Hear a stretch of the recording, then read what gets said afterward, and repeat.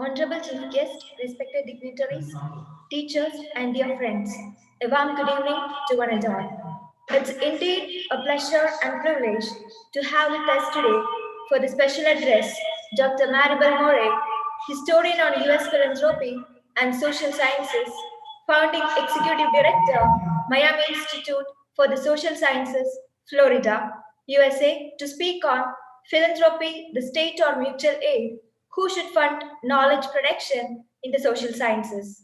A few words about Dr. Maribel More, a graduate from University of Notre Dame, political science and romance, languages and literature, and an alumni of Princeton University. She served various eminent authorities as inaugural visiting international professor of philanthropy, University College Stockholm, Sweden, assistant professor, history, department, Clemson University, USA, fellow in legal history, New York University School of Law, New York. She is the founding executive director, Miami Institute for the Social Sciences, Florida, USA. She is a distinguished scholar into the fields of 20th century US history, history of US philanthropy, US legal history, history of the social sciences, African American intellectual history, and has inspired many with her knowledge and experience. Her notable publication is White Philanthropy, Carnegie Corporations, An American Dilemma, and the Making of a White World Order, and she has published many research papers in several international and national journals. She is a member of American Society for Legal History, American Historical Association, Organization for American Historians, Law and Society Association, International Society for Third Sector Research.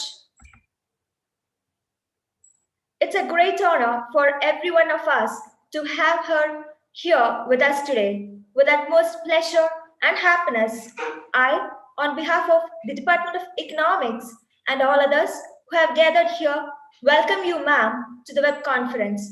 We welcome you, ma'am. I also welcome all the participants who have registered and are participating in the event today. We appreciate your interest and believe that this web conference will really be fruitful to each one of you. Welcome you all. Next, I would like to invite Dr. Manju S. Nair, Dean, School of Social Sciences, University of Kerala. Welcome you, ma'am. I also welcome Rahul M., MA student, Department of Economics, University of Kerala, who will be delivering the vote of thanks. Also, there will be a chance to interact with our esteemed chief guest. Kindly type your questions in the chat box, and at the end of the session, these questions will be shared. Questions will be collected from YouTube and Facebook Live, chat boxes as well, and at the end of the session, these also will be shared. I request each one of you to take this as an exciting opportunity to connect with Dr. Maribel More. Now, I would like to invite Dr. Maribel More to take over the session. Thank you. Over to you, ma'am. Thank you so much for that very warm welcome. And I'd first like to thank the Economics Department at the University of Kerala, and a special thanks to Dr. Christabel PJ for the invitation. If at any point it becomes difficult to hear me, please signal. It happens in these moments. Thank you so very much. So today my discussion will be on philanthropy, the state, or mutual aid. Who should fund knowledge production in the social sciences? It's a topic that has come to mind in the process of writing as a historian of the social sciences and elite philanthropy in the US, and also as a living scholar in the 21st century. Where does our money come from? And what does that mean about the work we're doing, who our audiences are, and the policy expectations of that research?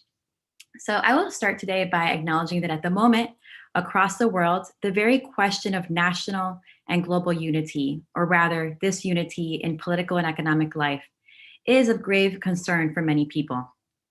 From Sweden and France to Australia, the United States, India, and the United Kingdom, scholars, journalists, and citizens have been discussing for the past few years both polarization within their national communities and disintegration within the international community. For some, there's recent comfort in US President Joe Biden's inauguration earlier this month. Their anxiety is just below the surface, even if simply within the US, as we all remember the failed coup at the US Capitol the week before. Beyond the US, observers have seen national politics in India, Sweden, the US, and the UK shifting further to the right in the past decades, reflected in the strong support for Indian Prime Minister Modi, the election of former US President Trump in 2016, UK Prime Minister Boris Johnson, and the rise of the Swedish Democratic Party. In these various national settings, a shift toward the right has coexisted with yet another national trend, greater polarization among its citizens. In the US context, at least, some Americans impassioned support for Trump to the point of echoing his false claims of winning the 2020 presidential election, and acceptance of his misogynistic and white nationalist rhetoric and violence has coexisted with other Americans' impassioned support for a more inclusive national community, reflected in the advent of several social movements fighting against continued violence and discrimination against Black and Brown people and all women. Movements such as Black Lives Matter, Me Too, and No Ban, No Wall. Even as US President Joe Biden speaks about the importance of unity in the US, these polarizations lie just below the surface. Beyond political polarizations, observers too are noting a disintegration of economic unity at the national levels, with growing concerns about wealth inequalities in countries around the world, displayed in movements such as Occupy Wall Street, and in rising mass popularity of books critical of contemporary economic life, from Thomas Piketty's Capital in the 21st Century, published in 2013, to Anand Giridharadas' Winners Take All, published in 2018. At the international level, people also have noted the disintegration of political and economic communities in past years. Communities deeply intertwined, whether at the national or international levels, with the UK's decision to secede from the European Union being one leading example of national citizens successfully arguing that supranational political institutions shaping economic life, such as the European Union, threaten sovereignty and stifled national growth. With an equally skeptical eye towards other supranational governing bodies and political economy, such as the United Nations to the World Trade Organization, a growing community of scholars is arguing that these key political institutions at the international level largely have served not as disinterested agents of a global economic community, but rather at the service of a neoliberal global north. How can we get to more cohesion among majority and minority communities within countries and among countries at the international level? Is it simply as placing hope in a more stable United States under Biden, as some people might want to believe after the traumas of a Trump administration felt by Americans and the global community? No, that cannot be. Because we all know that national and global societies, their tensions and frictions, do not simply transform with one country or one country's new leadership. This is, of course, to state the very obvious. Real sustainable unity, both at the national and global levels, will take much, much more work. For starters, we need to acknowledge that ideas about each other matter. They matter for each other's sense of dignity, for a collective sense of unity and disunity at the national and global levels. And we scholars in the social sciences and neighboring fields play a part in creating these psychologies of unity and disunity among and within the global minority and global majority in the global south and north. And by global majority, I use the term to mean largely minorities in the global north and the global south generally. My point here is that the project of unity and disunity is man-made, that we create both unity and disunity among each other. That homogeneity, like heterogeneity, is created by us, human beings. So when we look at certain ethnic or racial communities and describe them as homogenous, to realize that was man-made and that diversity exists even within a homogenous group. And if that perception of unity was man-made, we have the power to continue this project of helping fellow human beings see unity where they once perceived disunity. And that scholars in the social sciences and neighboring fields have important roles to play in this effort. And we don't have to guess about the value of this project because there's historical evidence of social scientists playing such roles in the past. Let's take Sweden, for example, a country many people consider to consist of a quote unquote homogenous group of white people, and how this homogeneity was actually man made. Going back in time, Gunnar and Alva Myrdal, two Swedes in the social sciences, were founding architects of the country's welfare state, and they co-authored a book in 1934 titled Kris I befolkningsfrågan, Crisis in the Population Question. Kris not only brought Gunnar and Alva Myrdal to national attention in Sweden, but also cemented their central role as national policy planners. Engaging with debates on population quantity, quality, and nation building in 1930s continental Europe, Alva and Gunnar Myrdal's Kris I befolkningsfrågan unsurprisingly begins with a description of economic theory. And in this section authored by economist Gunnar Myrdal, the Myrdals made clear that they situated their economic theory against that of the English scholar Thomas Robert Malthus. In the late 18th and early 19th centuries, Gunnar Myrdal explained, Malthus had argued that there were limited resources on the earth, meaning that population growth threatened the existing public's quality of life. While Malthus had been hesitant to suggest contraception, the Englishman had recommended that people should marry later and try to have fewer children than they were having. In a similar vein, Gunnar Myrdal recounted in Kris that a subsequent generation of Malthusian scholars then warned fellow citizens that populations were becoming too numerous for the limited resources that human beings could produce. However, unlike Malthus, Myrdal noted that contemporary Malthusians were much more vocal about condoning and promoting the use of contraception in an effort to limit fertility rates. Among these proponents of contraception was a famous US scholar and activist, Margaret Sanger, whose work spread across both continents. By contrast to Malthusians who believed that humans needed to decrease fertility rates to maintain their quality of life, Gunnar Myrdal asserted that a balanced population size was more beneficial for the same purposes.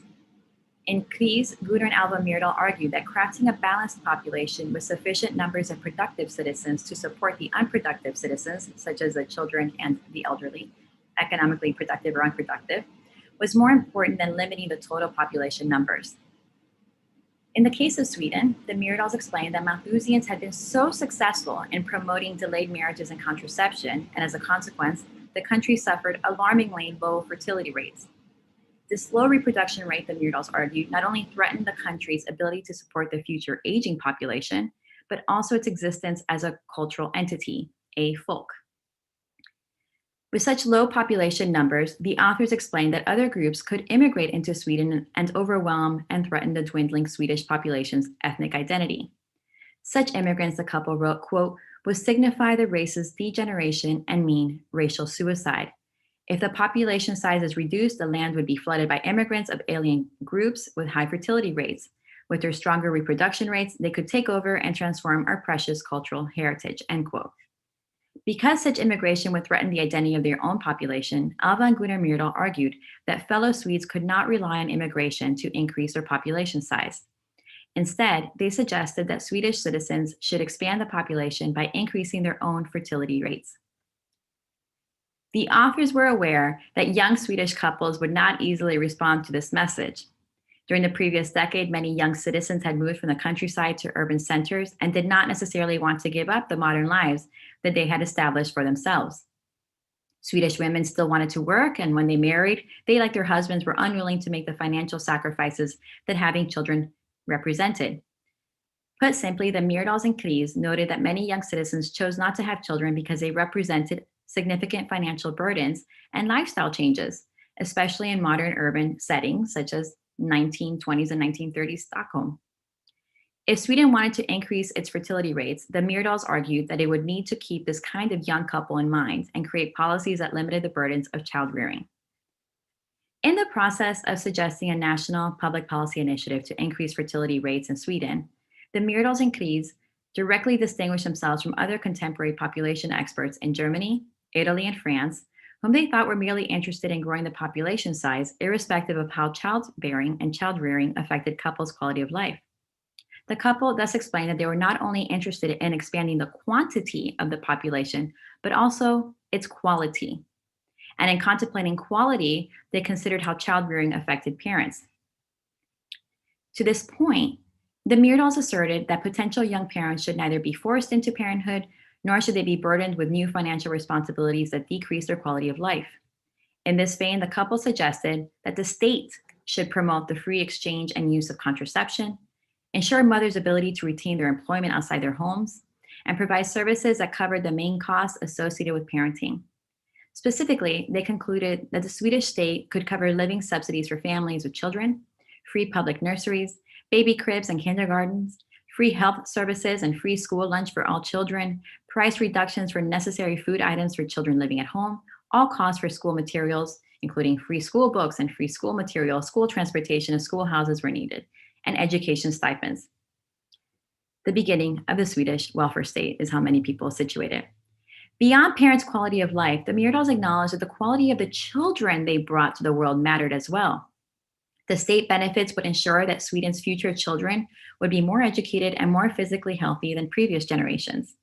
In other words, the couple argued in Kries that the way to improve the quality and quantity of the future generations of Swedes was to create public policies offering more robust public resources to parents and children alike. Like I mentioned before, the Myrdals' public policies came to be, for many Swedes, the genesis of their modern welfare state.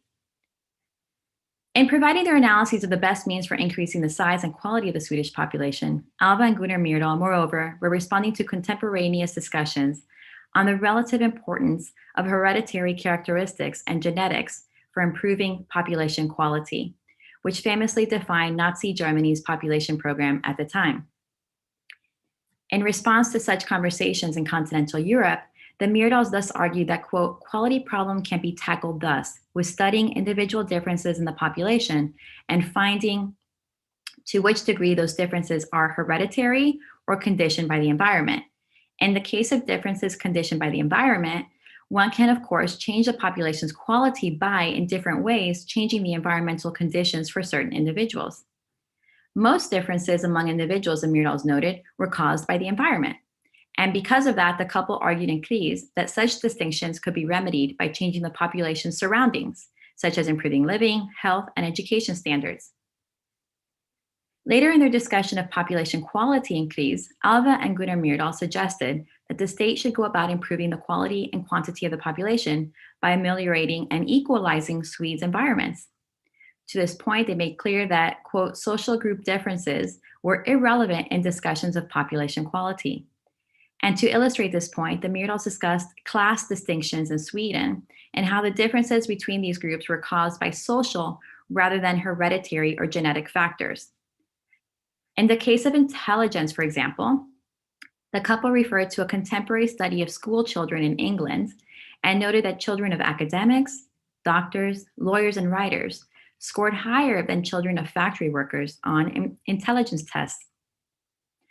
However, they explained these conclusions by noting that children of different social classes generally grew up differently.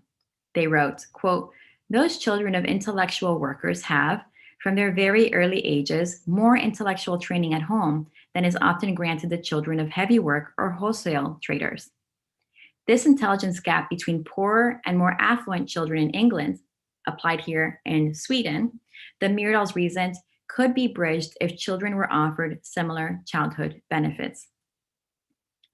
In the case of higher classes' multi-generational affluence and success, Gunnar and Alva Myrdal noted that the quote-unquote higher classes Children receive better upbringing, better education. They are accustomed to significant social security and know how to make use of personal connections. That is, environmental factors such as child rearing, education, and friendships led the more affluent classes to perform better on intelligence exams and to be more quote unquote successful and prosperous than the less affluent classes. There were no hereditary or genetic characteristics that made the lower socioeconomic classes less intelligent, affluent, or successful, according to the Myrdals. In fact, Alva and Gunnar Myrdal explained that social group differences like these had no genetic or hereditary roots, explaining, quote, that researchers do not support the hypotheses of the existence of socially significant character differences between social classes that are of hereditary quality. Instead, as the Myrdals stressed, society created these distinctions. To this point, the authors wrote, quote, a social group is actually not, like an individual, a naturally given biological unit, but rather created by social and institutional factors established and accumulated by highly different individuals. If policymakers erased the social and institutional factors that maintained poor and lower class Swedes' inferiority, Kries emphasized, then these Swedes could achieve the same health and intelligence standards as the rest of the population. In Kries, the couple relied on developing social scientific authority on then considered white people in the US and the UK to explain to fellow Swedes how Swedes, a population that the Myrdals in their 1930s book, Kris i befolkningsfrågan, seemingly considered to be absent of Jews or any indigenous populations such as the Sami, were not biologically determined to their class status. In this way, the Myrdals argued for greater national unity and sameness among two groups of citizens in Sweden previously considered to be biologically distinct, more affluent and less affluent Swedes, whom they analogized to white people across ethnic and class lines in the US and the UK. Relying on the developing social sciences on white people across ethnic and class lines, that is, the Myrdals called upon many fellow Swedes to partake in a project of imagination, to imagine themselves anew as the same and united rather than distinct people. Relatedly, moving on geographically, architects of early apartheid in South Africa made use of comparable knowledge on race during the 1920s and 1930s to convince fellow white South Africans that South Africans of Afrikaner descent were not necessarily biologically inferior to South Africans of British descent, but rather that the South African environment itself had decreased their living standards below quote unquote civilized norms.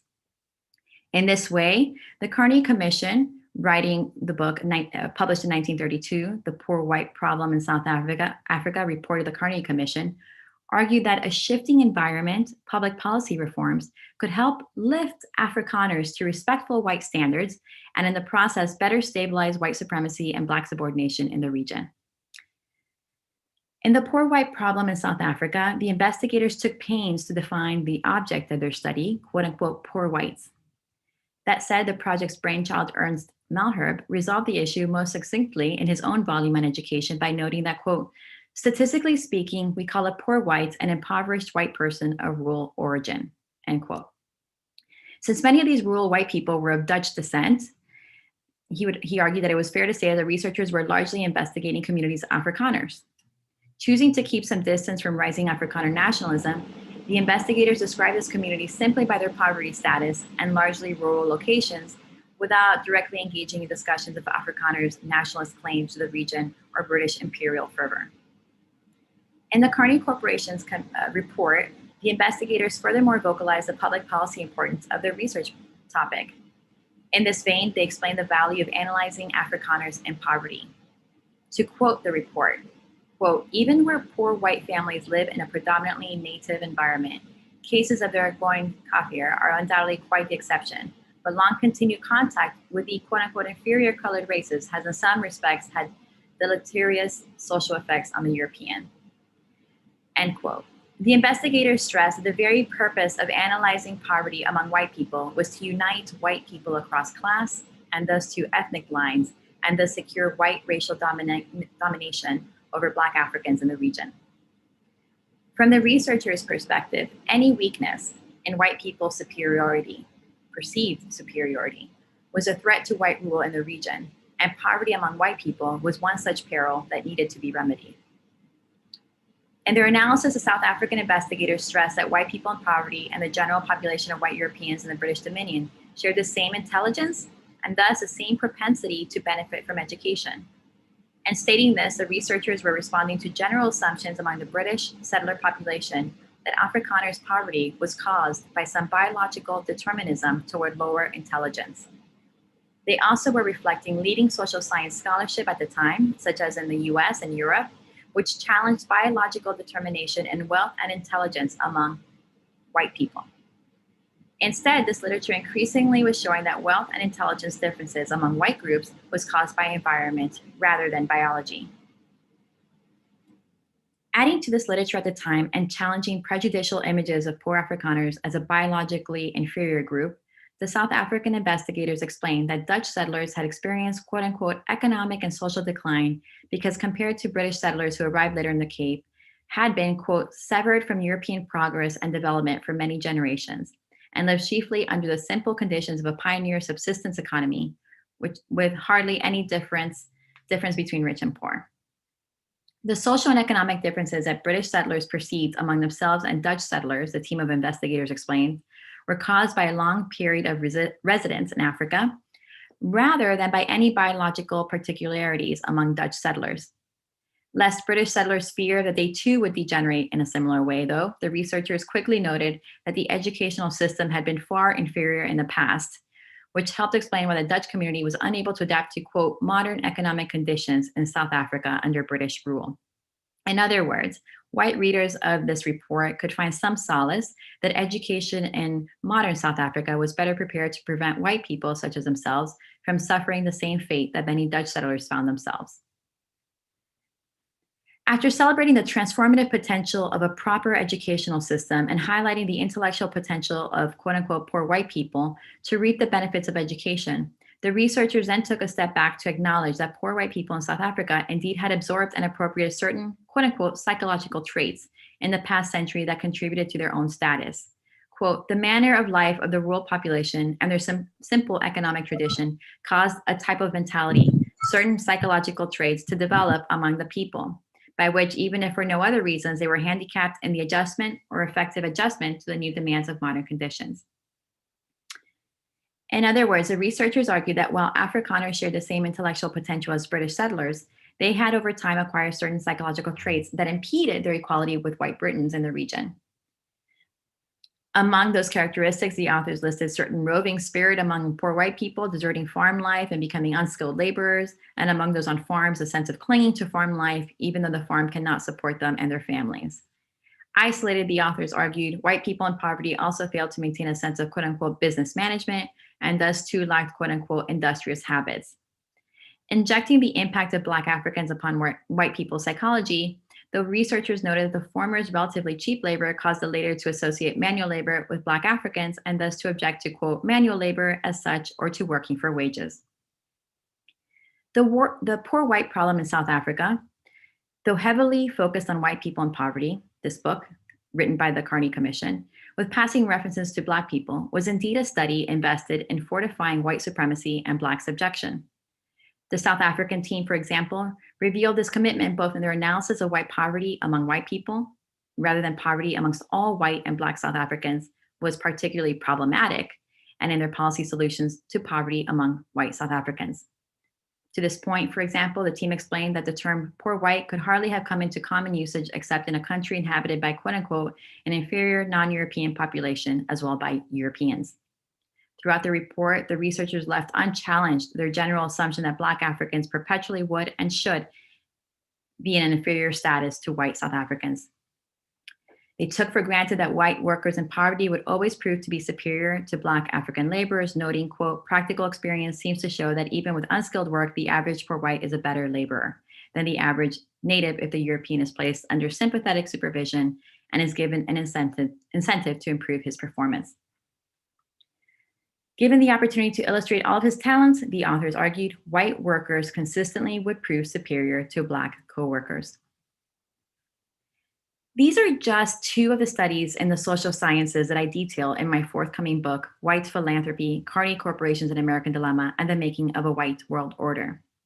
This network of early 20th century US philanthropy leaders, their advisors and grantees across the Atlantic, detailed in the book, imagine quick and expeditious means for bringing together people as commonly white, people who previously had themselves perceived to be biologically distinct, such as Swedes across class lines and Afrikaners, South Africans, and South Africans of British descent. When pressed to imagine, again, a project of imagination, when pressed to imagine a future of equality among white people and non-white people, among the global minority and majority, by contrast, this network of early 20th century US philanthropy leaders or advisors and grantees largely presumed that it would take relatively long periods of time while dominant white people acculturated to the idea of non-white people's greater inclusion, rather than relatively quick policy changes as they recommended for white people existing below dominant white people's living standards. That it would require non-white people's absolute assimilation into white norms, standards, and culture at the expense of non-white people's relinquishing their own, and that non-white people, basically the global majorities, greater inclusion was a benevolent act on behalf of dominant global minority, rather than a necessary element of creating unified national communities, as generally perceived to be the case in the process of assimilating subordinated white people existing below dominant white people's living standards, as I explained in the case of Sweden and South Africa in the 1920s and 30s. This is to say that authoritative knowledge in the social sciences during the 1920s and 30s, largely rooted in the US and England, helped many policymakers across the world, from Gunnar and Alva Myrdal in Sweden to the Carnegie Commission in South Africa, to successfully convince fellow citizens to pass, and pass relatively quickly, welfare policies to support a common, unifying national white identity among groups of people who once had thought themselves to be biologically distinct across class or ethnic lines. And in these two examples, the social sciences helped propel welfare state policies in Sweden and the building blocks of apartheid in South Africa.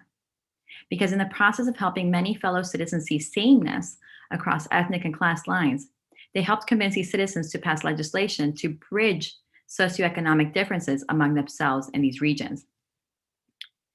That said, and as already alluded before in the study of the South African study, it is worth noting that an early hurdle, and also Gunnar Myrdal's nation-making project, became particularly evident in his analysis of Black and white Americans in An American Dilemma, published in 1944. Because even as Myrdal attempted in some ways to expand this nation-building project beyond the white category to include Black Americans, he clearly expressed his belief in the inferiority of Black people in An American Dilemma. And this belief played a central part in his definition and means for racial equality in the US, a belief that critics of An American Dilemma, from Oliver C. Cox to Ralph Ellison, pinpointed. This is all to say that the social sciences have played significant roles in creating the psychologies necessary for uniting people, though at least from my lens on the history of the social sciences and philanthropy, particularly among newly created white people, and creating a category of whiteness from which people across class and ethnic lines could see commonality and thus too find reason to support common national welfare states. In providing this perspective on the history of privileging and centering of the global minority, on the history of privileging and centering the global minority and the marginalization and discrimination against the global majority in the production of knowledge in the social sciences, I am leaning, as I already mentioned, on my own work and those of other critical scholars of the social sciences, both past and present, such as Oliver C. Cox, C.L.R. James, Khalil Muhammad, Tiffany Willoughby Herrard, Alden Morris, Alondra Nelson, and many, many more. So I stand on the shoulders of much scholarship. To further underscore, bias and discrimination against the global majority in the social sciences not only undermines the integrity of these fields, but frustrates all of our hopes for a more stable, sustainable world, of sustainable, united, and stable national and global communities. To this point, and as Nobel Prize-winning economist Joseph Stiglitz notes, many policymakers and scholars, particularly after the 2008 economic crisis, agree that, quote, inequality leads to instability, and that instability contributes to inequality. More specifically, to inequalities among racialized groups, political scientist Michael Doyle and Stiglitz note in Eliminating Extreme Inequality, published in 2014, that when, quote, the poor are from one race, ethnicity, religion, or region, and the rich are from another, a lethal, destabilizing dynamic often emerges, end quote. In other words, it is vital to address discrimination and bias against the global majority in the social sciences, because most crucially for all of us in this world, these fields shape our perceptions of each other, determining our potential for unity at the national and global levels.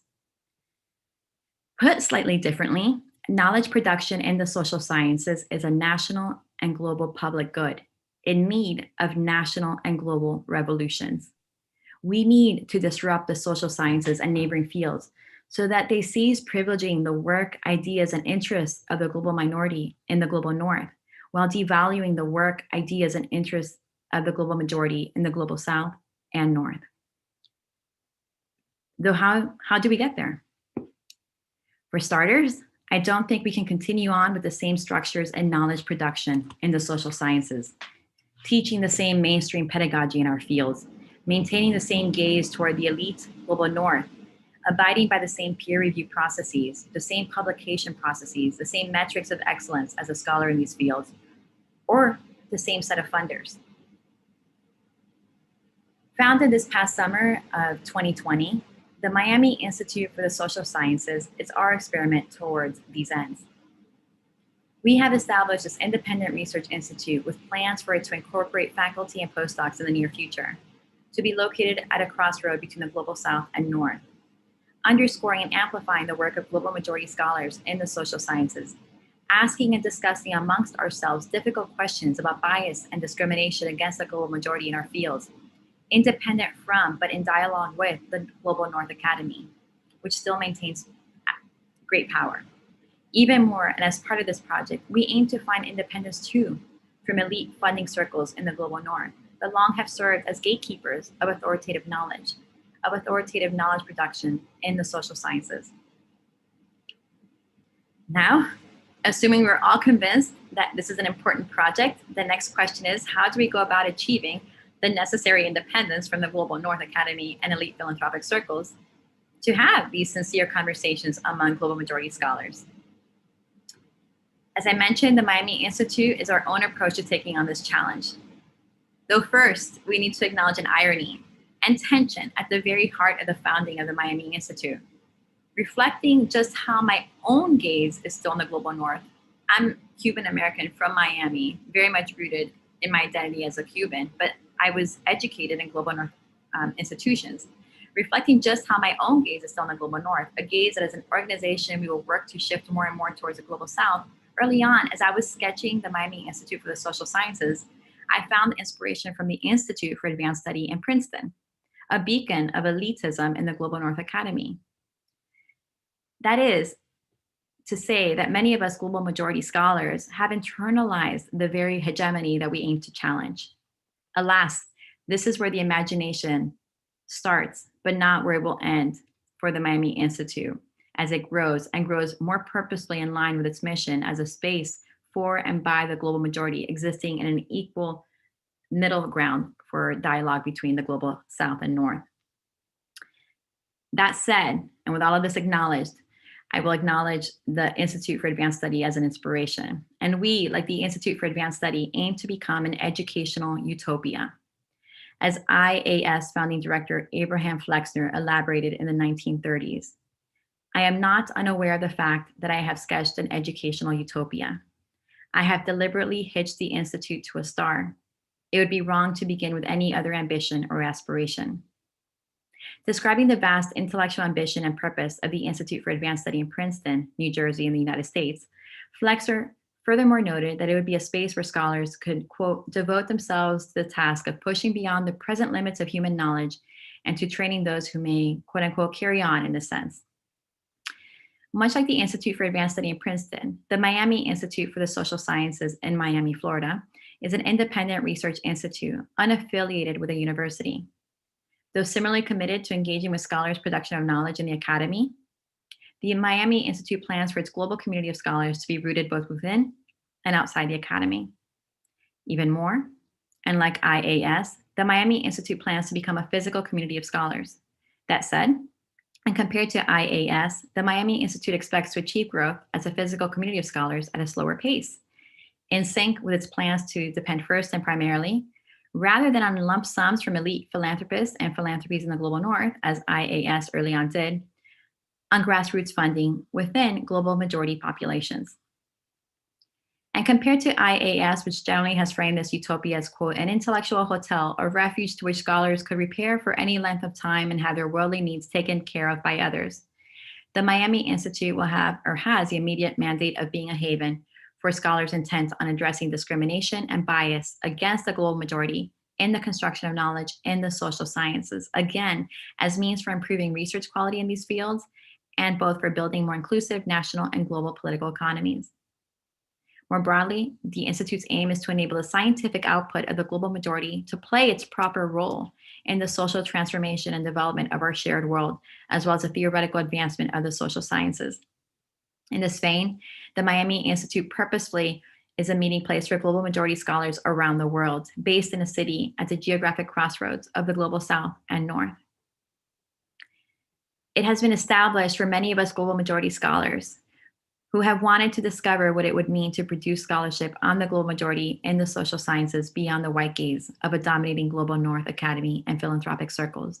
So as much as it is informed by the history of philanthropy, philanthropy and the social sciences, it's informed by many of our lived experiences in the academy. It is being established or has been established for all of us global majority scholars who intuitively have felt but have not had the intellectual space or encouragement to investigate exactly how knowledge production in the social sciences in the Global North Academy discriminates against the global majority, even as it touts itself as a supreme judge and supplier of authoritative and objective knowledge on human beings all over the world. It is being created for all of us scholars in the social sciences who have felt that these fields are, or at the very least should be, public goods, serving the public, and not just the most powerful public, but the holistic public at the global level. And that the social sciences as public goods have an ethical obligation to investigate any and all ways that knowledge production in these fields might be discriminating against a significant segment of national and international publics, the global majority. Because mapping ways to discover, define, and produce knowledge in the social sciences free of discrimination and bias against the global majority not only cultivates greater intellectual rigor and integrity within these scholarly fields, but helps reshape the narratives about human sameness and difference that we fellow human beings tell ourselves and each other in order to justify unity or disunity among ourselves at the national and international levels. We have seen that, as I explained earlier, in the history of philanthropy and the social sciences, though specifically within the white category.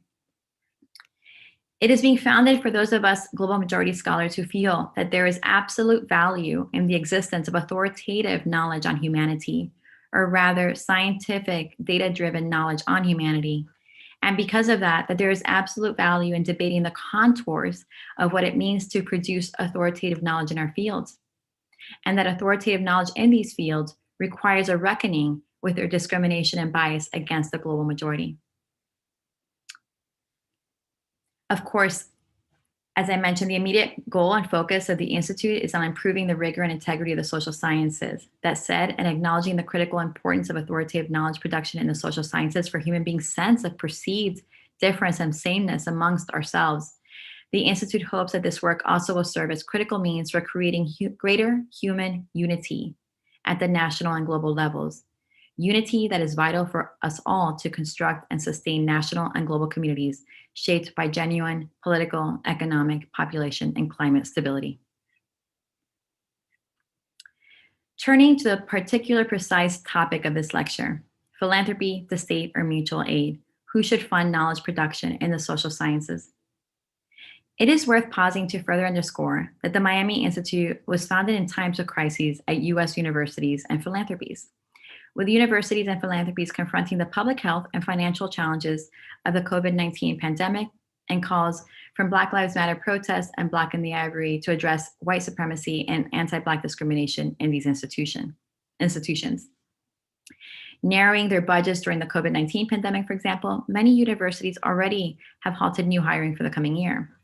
Some have gone further by terminating contracts among tenure track and tenured faculty members. In line with general priorities in the US Academy, global majority scholars, specifically scholars in Black and ethnic studies departments, have been particularly vulnerable to these budget cuts. At the same time, universities are publicly proclaiming allegiance to Black Lives Matter protests, though their actual corrective actions to addressing white supremacy in the academy, from hiring practices, institutional cultures, and metrics of excellence, remain opaque, with several universities preferring to hire new diversity administrators or general scholars of race rather than to support and expand the work of existing Black studies departments. If we built the Miami Institute within a US university today, what would it mean to compete for university administrators' attention and financial support? Assuming we secured funding, assuming we secured funding, which compromises in our institutional mission would we need to make? And who among our colleagues would fail to receive funding in the process? For these reasons, and leaning on the organizational model of the IAS, the Miami Institute has been formed as a nonprofit organization independent from a university. As I alluded earlier, most immediately during its first 2 years, the Institute is bringing scholars together through virtual means on the website. This decision reflects both the pandemic that we're all living through and also our goal to rely on grassroots funding during these first 2 years. Now, what do we mean by grassroots? Relatedly, whom do we think should fund the much needed revolution in the Global North Academy? As noted before too, the Institute has been established for many of us global majority scholars who have wanted to discover what it would mean to produce scholarship on the global majority in the social sciences beyond the white gaze of a dominating Global North Academy and philanthropic circles. In this spirit, we aim to make the Institute a grassroots funded organization, an organization supported by mutual aid among global majority scholars and the global majority generally, and particularly during the first 2 years as we gain our institutional voice, relying primarily on contributions from the global majority. That said, let's consider the pros and cons that we have analyzed in relying on philanthropy, the state, or mutual aid, as we have arrived at this initial funding model of mutual aid. First, philanthropy. Philanthropy can be defined as broadly as a love of mankind and can include as many diverse gestures in civil society as voluntary work, the exchange of funds among friends and family. Basically, we could define philanthropy to be an umbrella term for all activity in civil society, including mutual aid. But in this analysis, as we compare philanthropy, the state, and mutual aid, and comparing these three funding models, I am restricting the definition to a relatively common form use of the term, at least in the US, elite giving by the uber rich, and especially via foundations that they have established to redistribute these funds to the public. Images of Andrew Carnegie's and Bill Gates' Carnegie Corporation and the Gates Foundation might come to mind. Now, there are certain positives on relying on such foundations, assuming one does have access to them. And that is that they can support an organization in big ways. They can write big checks in relatively seamless ways to support a new project. Though, as far as leading philanthropies in the Global North, we choose to see what we study. We choose to acknowledge the history of elite philanthropy in the Global North and South and its longstanding role in frustrating efforts to center the needs, interests, and values of the global majority in the construction of knowledge in the social sciences. This is something I detail in my forthcoming book, White Philanthropy. And to quote from sociologist Tade Akinayina's chapter, quote, "The State, Politics, and Philanthropy in Africa, Framing the Context, and Giving to Help, Helping to Give, the Context and Politics of African Philanthropy," quote, "It is important to always remember the significance of the politics of philanthropy and the relationship between philanthropy and politics, not only because these factors are always there, irrespective of what the managers say, but also because they shape and are shaped by how philanthropic traditions evolve and interact." Indeed, if one looks simply at networks of revolving doors between institutions at these elite foundations in the Global North, it becomes clear that these staff and board members have much more in common with leading staff and board members in the Global North Academy and the elite Global North Academy than many global majority scholars want to acknowledge or admit. Because beyond any proof, many of us scholars are eager to access more power. Beyond any proof, we don't want to look at the proof because we, in many ways, want to access more power, to get closer and closer to centers of power in the Global North Academy. Because it's relatively human and also because we've been trained to believe that this is a metric of excellence to achieve closer and closer proximity to elite circles in the global North Academy. At another level, we also want to believe that our work remains unchanged by funders' own interests, and if so, that elite philanthropies are a lucrative, harmless source of funding. But the history of elite philanthropy in the global North and the social sciences suggests otherwise. The closer we are to these centers of power, the more we are this hegemonic power. To this point, to the untransformative role of elite US philanthropy. This past summer, for example, the Ford, MacArthur, Kellogg, Mellon, and Doris Duke charitable foundations announced plans to increase spending rather than contract spending as other philanthropies were planning to do in order to maintain their endowments during the pandemic. And they would do so by borrowing funds. Ford Foundation President Darren Walker explained that the organization would borrow money by issuing a combination of 30 and 50-year bonds. In this way, these foundations announced how they were preparing to respond to calls from their grantees and the general public to continue and even increase funding to nonprofits addressing the financial and public health crises of the COVID-19 pandemic and structural racism underscored by Black Lives Matter protests around the world. And yet, just days after this announcement on June 16, 2020, Ford President Walker also announced on Twitter, quote, "Social justice is synonymous with economic opportunity. Thrilled and humbled to be working with," and the person was Jack Dorsey, co-founder and CEO of Twitter and of Square, on the board of Square, end quote. And a few days later on Juneteenth, Walker rang the opening bell on the New York Stock Exchange. Both moments, in my opinion, signal just how undisruptive to the status quo elite philanthropies in the global North intend to be in their responses to increased economic inequalities during the COVID-19 pandemic and relatedly to longstanding systemic racism around the world. Granted, since this past summer, some US philanthropists, most visibly Mackenzie Scott of Amazon Wealth, have leaned toward funding, quote unquote, with no strings attached, heeding the warnings of scholars that funders easily can limit the imagination of grantees whose work towards racial justice and relatedly in addressing democratic failures in the US is particularly critical. As far as this heightened sensibility among some leading philanthropists and their organizations, it will be telling to see if they're willing to continue to give into the long future with little contact with the organizations that they fund. That would be transformative in some sense. As far as our own model at the Miami Institute, we're not ignoring those funds. We welcome funders, along with everyone else, to donate to the Miami Institute via donation link that will soon establish on the site. Though at least for the first 2 years, we will refrain from engaging directly with foundation program officers in elite philanthropies in the global North, because we need time and space to establish our own institutional voice, because we want an opportunity to ask ourselves, global majority scholars in the social sciences around the world, what we would imagine as our ideal space for reimagining our fields as the public goods that they should be.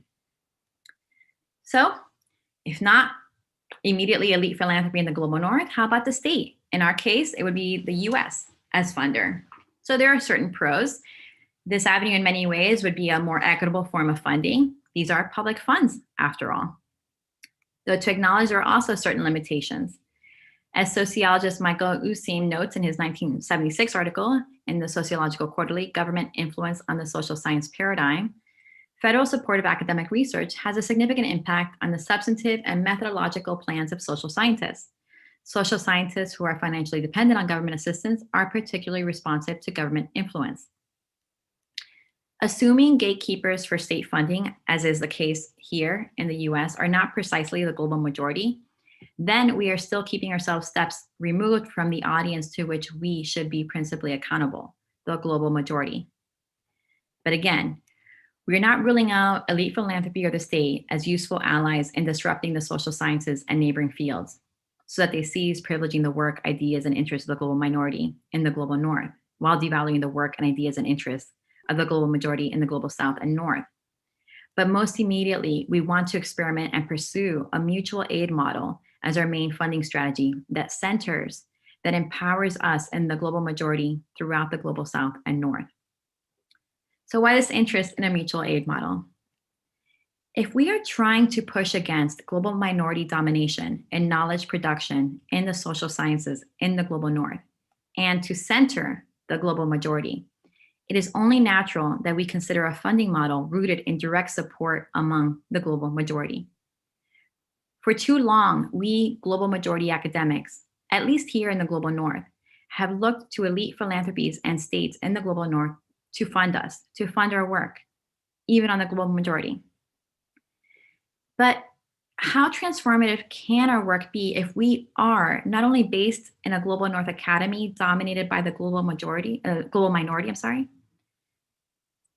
me start that one. How transformative can our work be if we are not only based in a global north academy dominated by the global minority, but seeking financial support too from philanthropies dominated by the global minority? Even more, it is a global majority that is going to be most invested in addressing discrimination and bias against the global majority in the social sciences. And as a research institute for and by global majority scholars, it is the global majority, after all, to whom we should remain principally accountable. We are producing and thinking about the global majority as our audience. This is not research for the global minority. Generally, we find inspiration in the history of self-help and mutual aid movements among Black Americans, detailed by economist Jessica Gordon-Nemhard in Collective Courage, A History of African American Cooperative Economic Thought and Practice. To quote from the book, "The history of African American cooperative economic activity begins with solidarity and collective action, economic and social, in the face of oppression, racial violence, discrimination, and sometimes betrayal." Furthermore, the majority of early African American cooperative economic activity revolved around benevolent societies, beneficial societies, mutual aid societies, and more formally and more commonly, mutual insurance companies. Many of these societies were integrally connected with religious institutions or people with the same religious affiliations, and they established educational, health, social welfare, moral, and economic services for their members. Again, here I am quoting from Jessica Gordon-Nemhard's book, Collective Courage. She continues, "Chief among the activities was care for widows and children, the elderly, and the poor, and provisions of burial services." Producing complementary research, Caroline Shanaz Hossein has detailed mutual aid, for example, among banker ladies, African, Canadian, and Caribbean women who create community-driven financial cooperatives, collectively organizing in constant crisis. Watching the documentary on banker ladies, for example, available on YouTube, and I invite people to watch it, it's open to the public, I could not help but imagine us, the whole of the global majority, in a comparable money cooperative, supporting knowledge production in the social sciences on the global majority. And more recently, reading Christabel P.J.'s work, for example, Christabel P.J.'s 2009 book, Women Empowerment Through Capacity Building, The Role of Microfinance, underscores just how empowering it can be to finance ourselves. How mutual aid financing is about gaining or regaining power in our lives. It's about empowerment.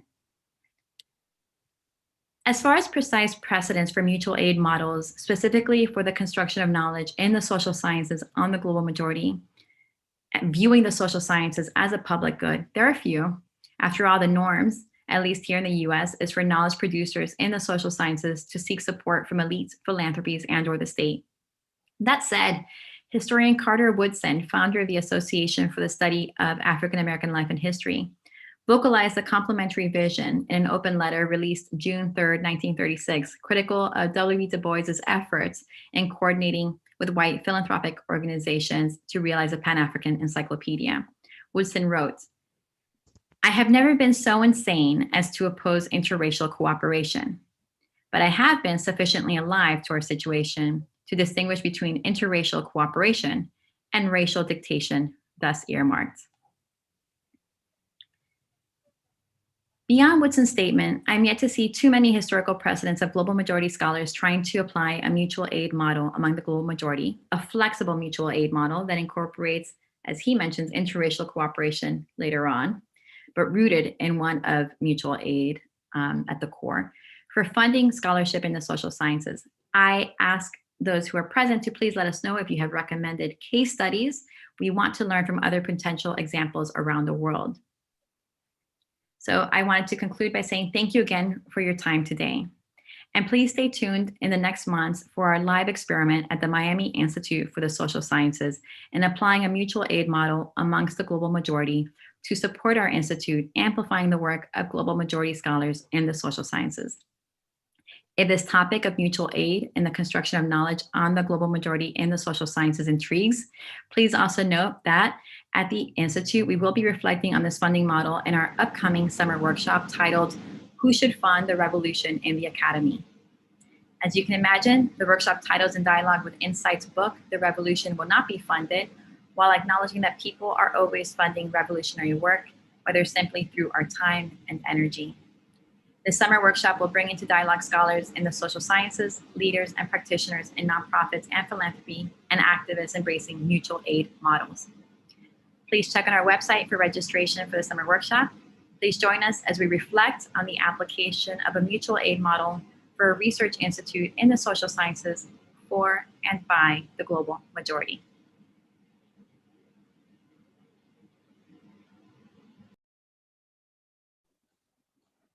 Thank you, Dr. Maribel, for wonderful presentation. We from University of Kerala, we are really enriched because of the thought-provoking. Actually, we are shaken by your presentation on disruptions of knowledge creation. Because as some of the questions you can see in the chat box, we are also concerned from India. People are least appreciated by our achievements, or our knowledge creation is taken in a second hand, as a second hand knowledge creation or something like that, right? So we have some questions in the chat box. Should we read it out to you, or can you scroll down and is it possible for you, or we can? Yeah, I can see. You can go through it. Fine. Then if somebody is there to talk, let them ask the questions, or you can start responding to the questions in the chat box. Thank you.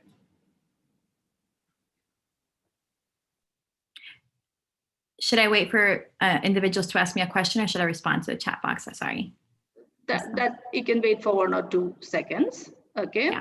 If somebody wants to ask questions directly to Dr. Maribel Moray, you can do that, or you can type some questions in the chat box also. Please use this opportunity to interact.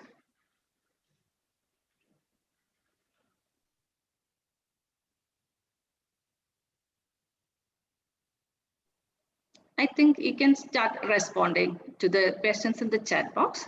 If somebody wants to talk, let them join later. Fine? Yeah, so I was going to respond to your question, Christabel. Is that okay?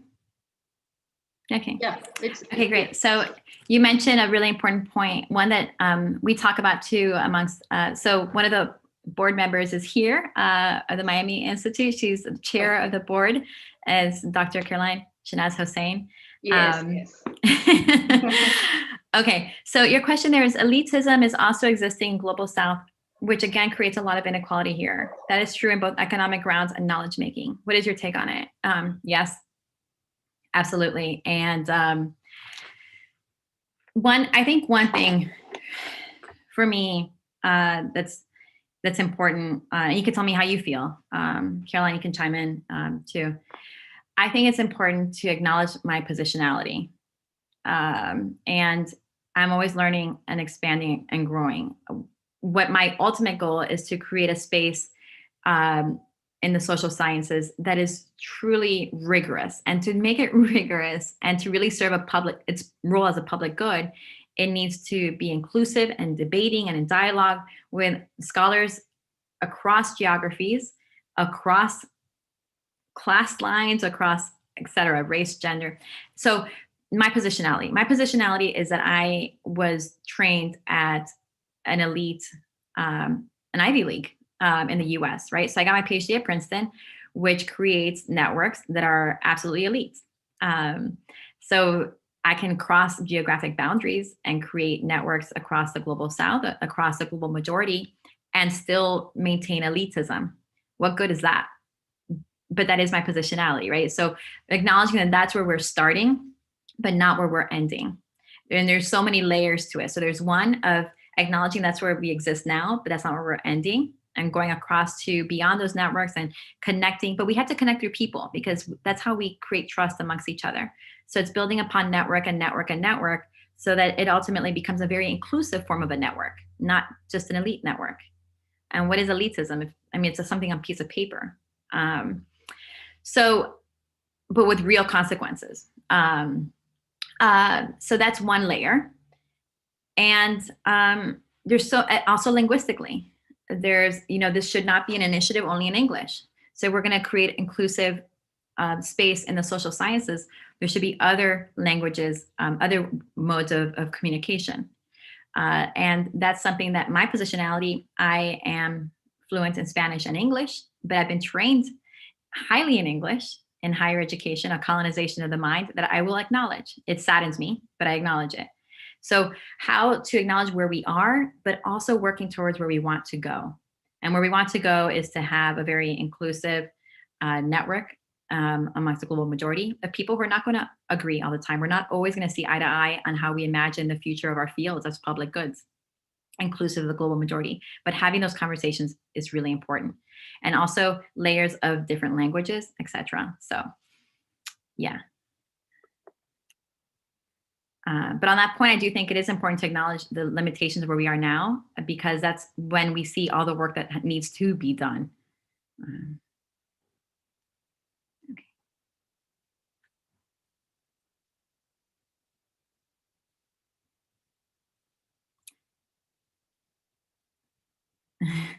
There's a good question there, Maribel, from a student, from Sharon Jose.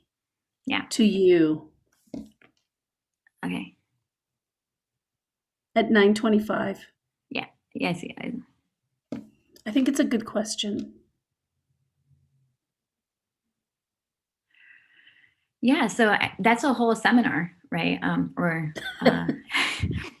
We can go on a retreat and just spend 48 hours on that elitism. So I guess at the core, the question is, right, like if there's a human being's inherent desire towards identity formation.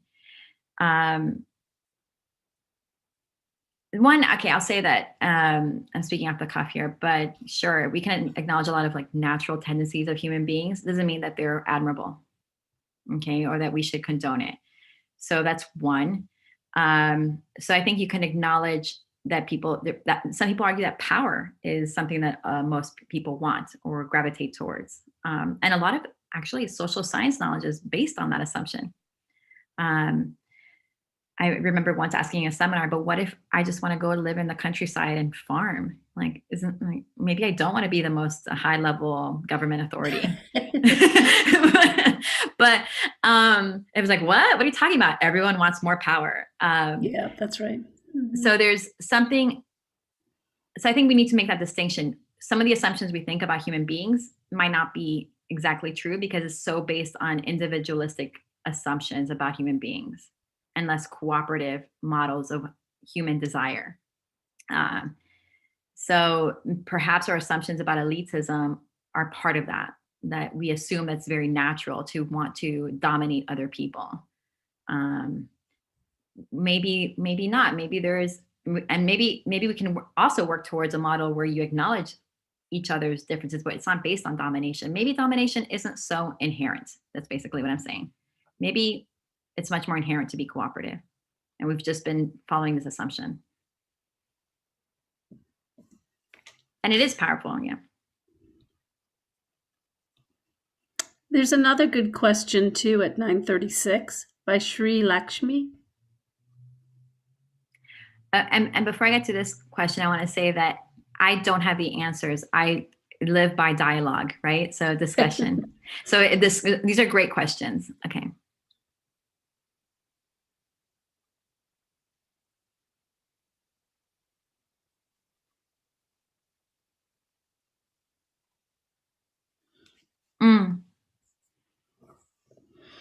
Yeah, so language is a limitation.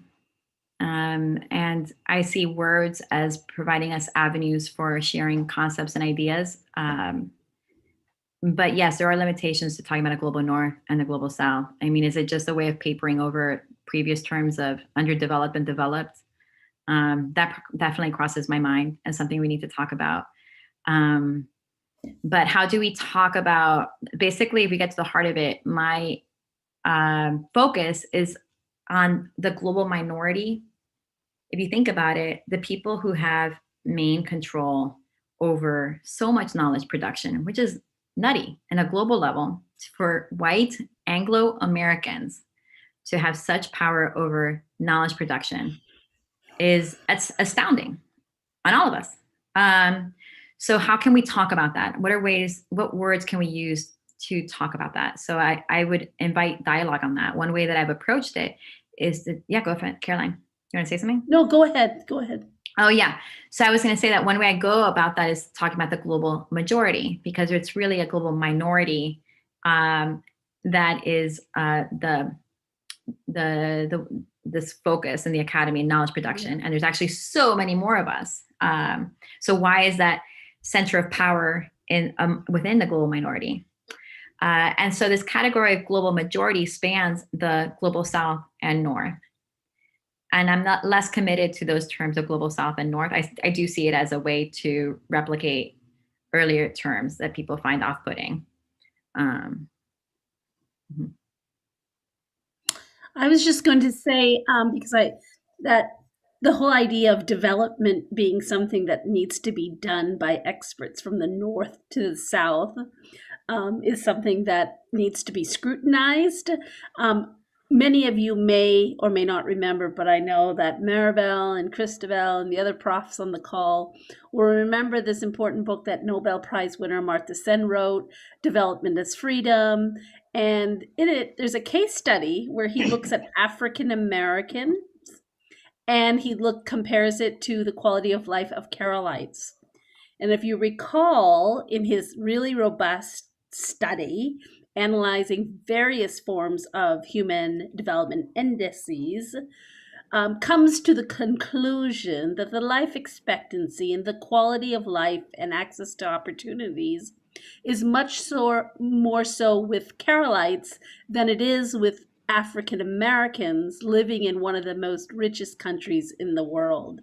So that, there you go, it's blowing up this kind of dichotomy or binary between South and North, right? And he's trying to throw away this idea that development has to be sort of the business of the North to help fix the South, when actually in their own backyard, they have global South incompetencies where they exclude and terrorize their own citizens, right? So in any event, just sort of grasping onto what Maribel said.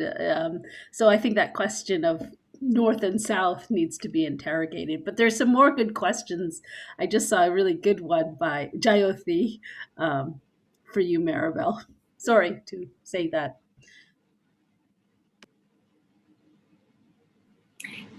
Could Jayothi explain a bit more by the terms corporationalization and cyberworld?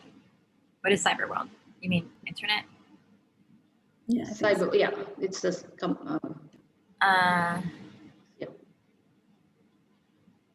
So life is never just one thing. So it's not that scholars in the social sciences dominate all the ways that people think, but it plays an important role. And since I happen to be a scholar, that's sort of my terrain to try to make a difference. But it's not just the one actor. So maybe you're saying that knowledge production in the social sciences might be sidelined by other means of convincing people of unity or disunity on the internet. I also think we could analyze the relationships between them, the dialogues, informing each other. So for example, and as much as scholars want to believe that their research is just within their own box, their data collection, and the very research question they ask is informed by the world around them.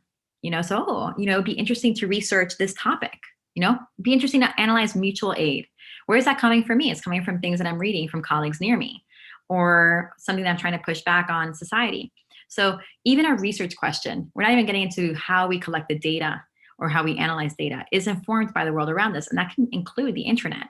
So someone who's a researcher is on Twitter, is on Facebook. And so theories, then they're like, oh, let me research further that theory. Maybe it's true, maybe it's not. So it's a very, it's a back and forth that I think is really interesting. And in no way am I saying this is the only avenue for the psyche, but it's an important one, because I would very much say that we in these fields have been delinquent in allowing, it's not delinquent, it's also that the people who are most powerful have an interest in producing ideas that support their ways of life, their status quo. But it's important to push back on it, because the association, like others have mentioned already, lack of development with certain regions of the world, advancement in development in certain regions of the world, are all in the self-interest of the people who have power over the dissemination of these ideas. And they do they have ripple effects in the ways that we talk about the world, the language we have to talk about the world, even the terms we use, that some people were pushing back rightfully. So I think it's an important space to interrogate, even if it's not the only space playing a part. And oh, okay. Okay. You have Mira. You have a number of questions. Thejas, I think his name is Thejas, wants to get information where to register for your summer workshops. Yeah. So if you send me your email in this chat, then I will keep you posted, because we still have to put it on the website. They want to know. They want you to drop something in the box. Can I put my email? I'll put my email. Information, I guess, Twitter, email, whatever. And then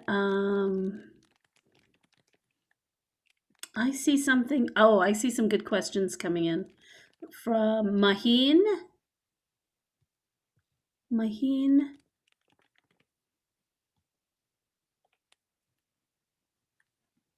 So am I starting out with Mira? Yes, I think you should. Okay. Mira, that is the question. That's are you coming on board? Where are you? Come. No. Yeah, no, that's what we're working on. So an increasingly polarized society. So again, we have internalized all these ideas. I can say, as a Cuban American woman, I have internalized the racism, misogyny, classism, call it whatever it is, of our societies.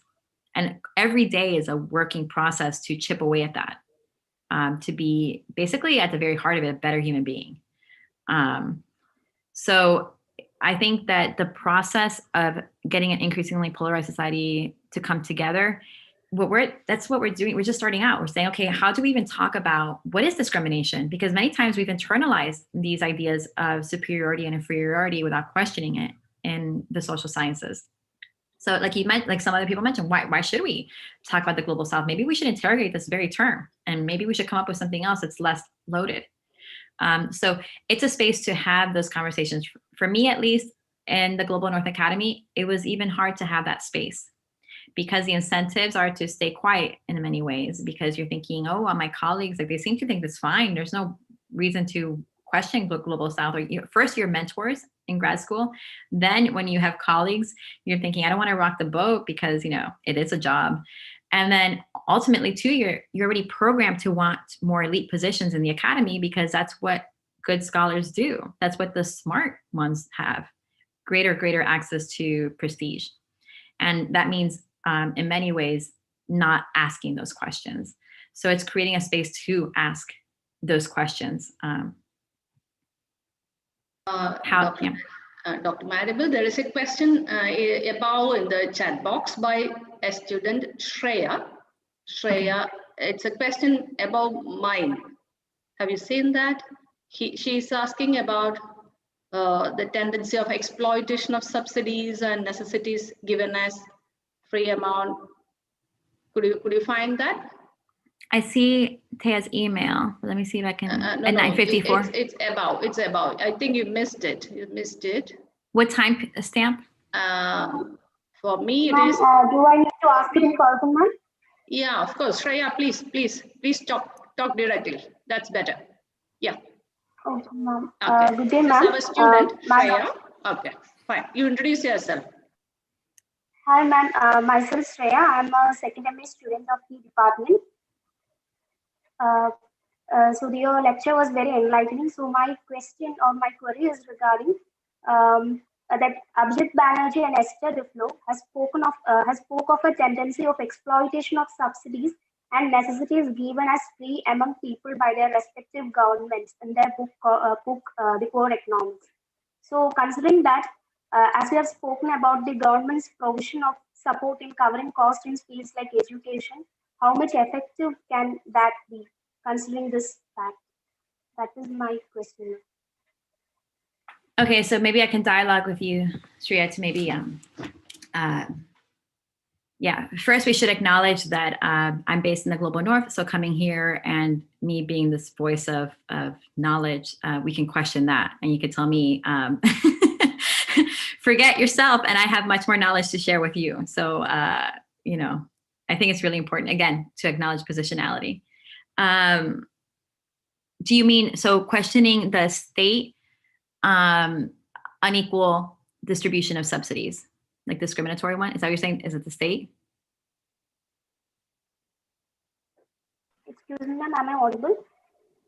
Conceptually, are we talking about the state as providing unequal subsidies? Ma'am, I was asking about the state is providing subsidies and things as free to the people, but people have a tendency to exploit them.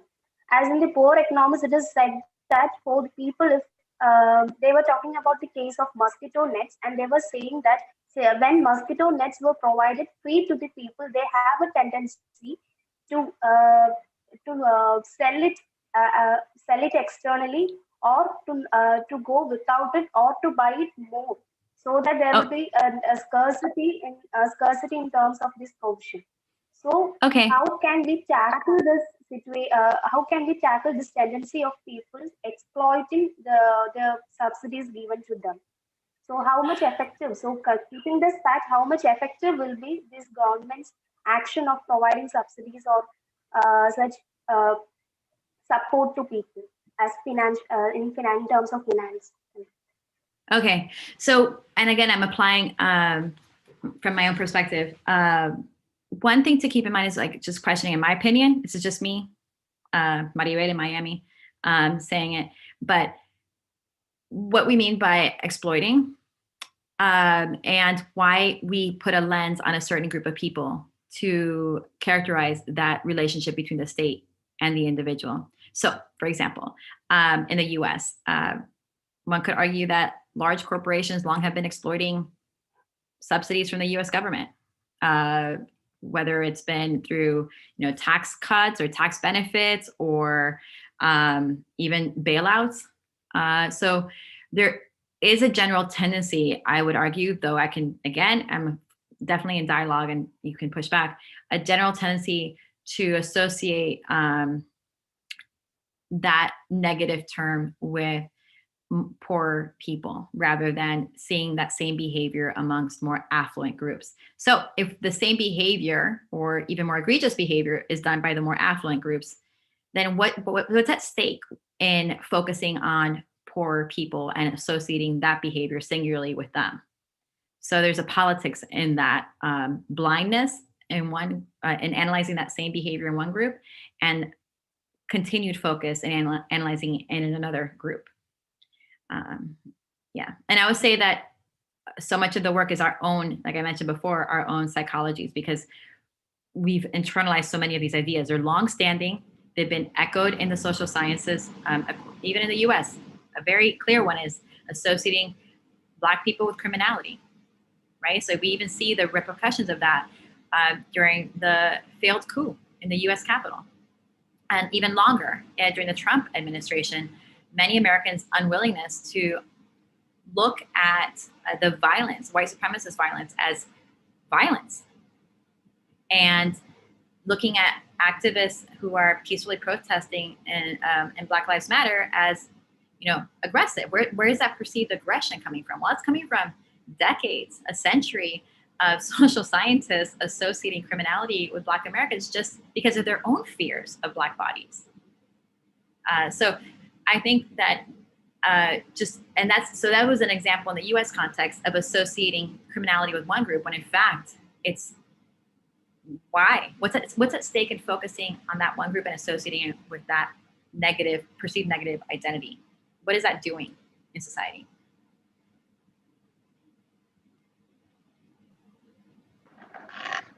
I think there are no more questions. So, and it's a very long day for us also. We started very early today and we are staying back in the university itself. So thank you so much, Dr. Maribel, for being with us for a very long time, actually more than 90 minutes. And thank you so much, Dr. Carolyn, also joined with us and encouraging our students to ask questions and interfering into the discussion. Thank you so much.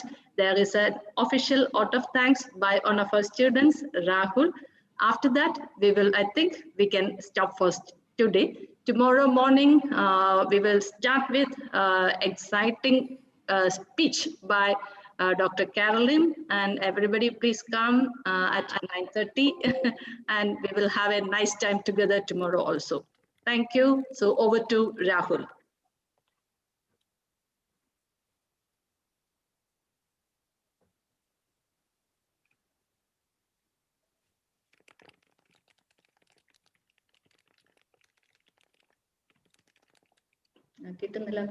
Voice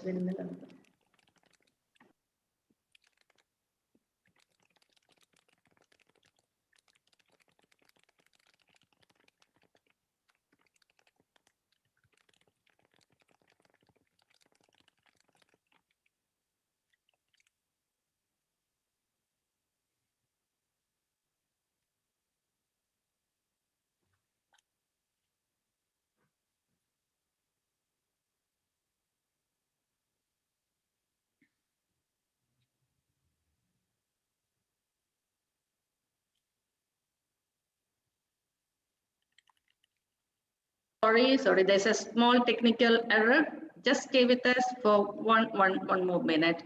Rahul will be back.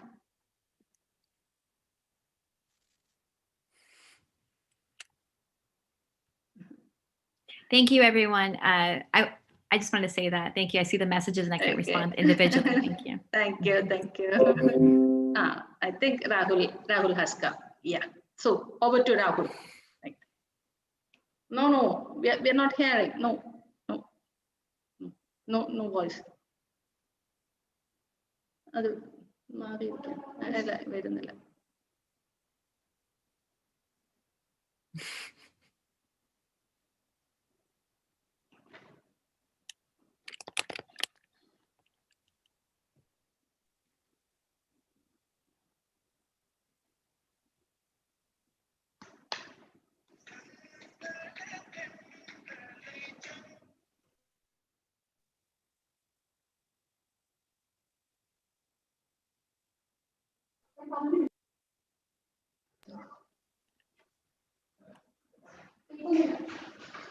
Yes.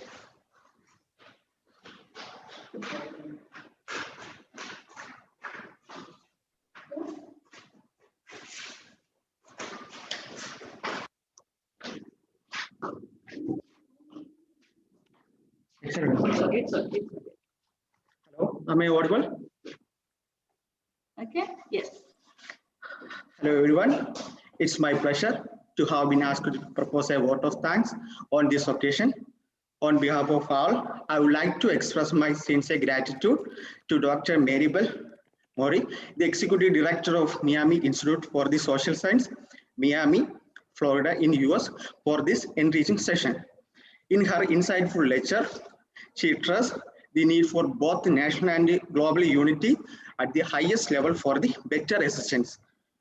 In addition, the privileges of global majority were explained by drawing instance from the racial conflict in Africa. We are all inspired by your informative and valuable presentation. Once again, thank you, ma'am. Next, I would like to express my gratitude to Professor Manju S. Nair, Dean of Social Science, for the valuable presence. Thank you, ma'am. I extend my thanks for organizers, especially our head of the department, Professor Dr. Anita ma'am, the organizing secretary, Dr. Christabel ma'am, Associate Professor, Department of Economics, University of Kerala, and volunteers for making this section a grateful success. Next, I would like to express my gratitude to all who have actively participated and raised your queries and doubts in this section. Thank you all. I would also like to thank Ms. Nelsa Rose for the welcome address. By this, we come to an end today's session. We cordially invite you to join us tomorrow by 9:30 a.m. for the special address of the Professor Caroline Shiaz Hussain. Thank you all for your cooperation and presence. Thank you. Good night. Thank you.